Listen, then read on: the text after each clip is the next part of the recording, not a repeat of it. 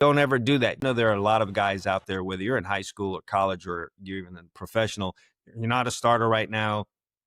You find yourself on the bench each and every week. If you can just hang in there, continue to improve, work on your game, and not have this mindset of something's owed to you, then you have an opportunity when it comes to make plays like that. Just continue to improve, believe in yourself, work on your confidence, work on your football IQ and your technique. When that moment comes, you can meet it with these skills that you need in the game. And it's very important because I know a lot of guys watching this fall into that category. You're not a starter right now, wondering when or if that's ever going to happen. And you may be at this point in the season starting to lose hope and fall off.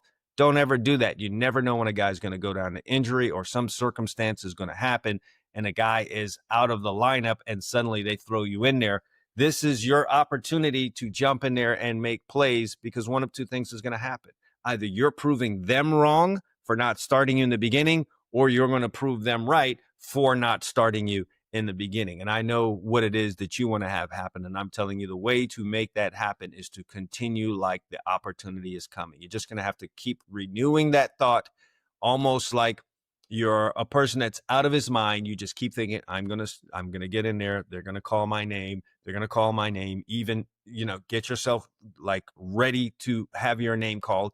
And you're gonna go into games and your name's not called. All right. They don't bring you in there. Don't lose hope. Just renew that same thought and feeling there because you've got to be ready for your moment. And when you're the backup or the super backup, as Nick Whiteside ended up being, he wasn't the second guy in, he's the third guy in. You're not going to get a ton of opportunities in practice. So you're going to have to do some work pre-practice, post-practice on your own to be ready for that.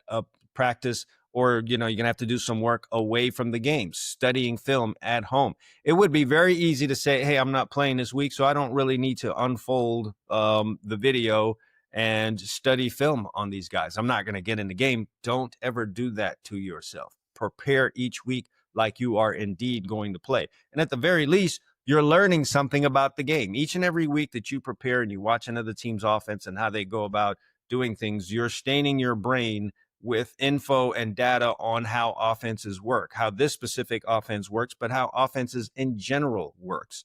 And that's just going to continue to build on your IQ. So don't get yourself hung up on you're not playing